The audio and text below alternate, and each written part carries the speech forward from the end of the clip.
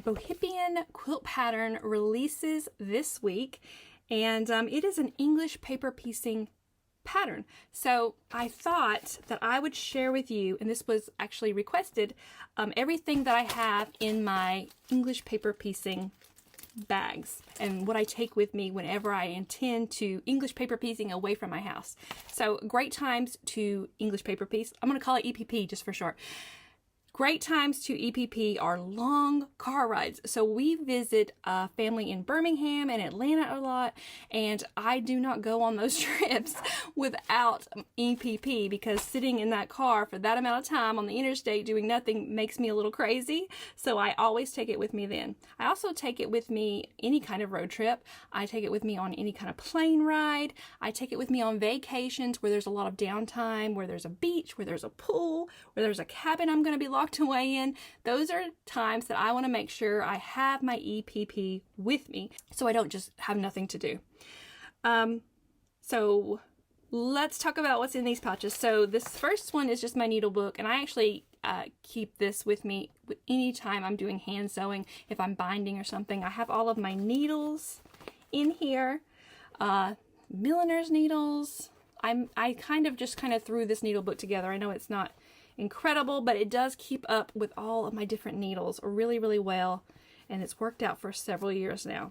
So I keep needles in their own little book, and then I have this pouch. So you can keep your EPP, like I'll either throw this, if I'm going like on a plane ride, I'll throw this in a bag. But if I'm going on a road trip where my EPP isn't leaving the car, I like to take a basket because, you know, in a bag, everything just gets jumbled and just kind of thrown in. Whereas in a basket, I can have everything organized a little bit better, which I like to do. So that kind of depends on where I'm going, whether I take a bag or whether I take a basket. But either way, no matter what I take, these two are with me, the pouch and the needle case. So let's talk about what's in the pouch. Okay, so first thing is to have your paper templates, especially obviously if you're going to be basting hexagons, you'll need paper templates. So I always have a handful of these.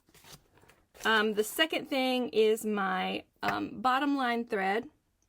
So this is my favorite thread for EPP. It's a polyester thread, and it has good bounce to it where it doesn't break. So when I first started English paper piecing, I was using a cotton thread. Every time I pulled it tight, it broke, and I was so frustrated. But I found that a lot of English paper piecers use this, so I swapped to this, and I've been using it for many years now, and I absolutely love it. I like this silver color because it blends in with multiple colors. The only time I would tell you not to use it is if you're using all dark fabrics, because then it's gonna stick out. But if you're using a bunch of different shade fabrics, then silver is your go-to. So that's the bottom line thread. I also always have this clover thimble. I really like this thimble because it fits nicely. It doesn't fall off like some of the other ones I've used, and it has this metal tip. Especially when my hands start getting tired, that metal tip can push those needles through really nicely. So, and I've been using it for several years now. The next thing I keep in my pouch is my snips. I like these snips because my hand doesn't have to go in them. I like that I can just push on them like this. They have this curved edge to them so that if you're cutting, you don't accidentally cut your fabric patchwork you're working on. You can just cut the thread. So these are by Havel Sewing. I'm actually an ambassador for Havel Sewing, so I'm going to put a coupon code for you to use where you can get a discount. So these are a favorite of mine. So the next thing is the glue stick. So this is a Sewline glue stick. I really like this kind. And there's the glue. And this kind of works like you would smear this on here and then wrap your fabric around it. And I've got tutorials for all these how-tos. So if you've never tried EPP before, I've got you covered. There's a video tutorial for every single step. So that's my glue pen. And then the last thing is refills. So I always keep about 1 or 2 of these in my pouch, and I have actually forgotten this on a road trip, and I was so frustrated, and I was actually Googling quilt shops around me just so that I can find some more of this. Needless to say, my husband was not happy. I was going all over the place trying to find refills. So best practice to keep a couple in your pouch.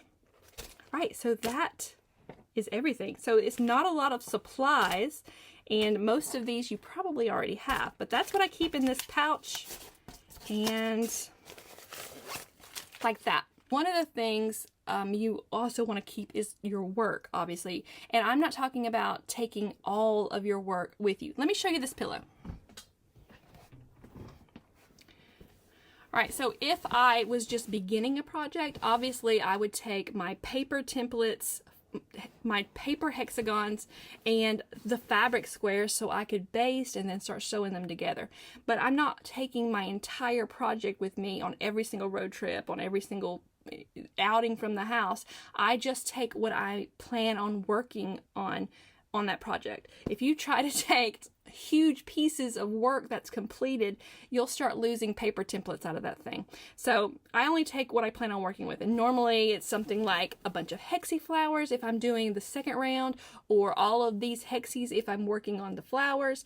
I just kind of take what I need, not the whole project. Most of the project stays at home as it gets completed, especially those larger pieces. You can't just go, dragging those all around. Okay, so I think that is it. You can find the Bohippian Quilt pattern at meanderandmake.com. I think that's it. I think that's all I have to say. So have a good rest of your day.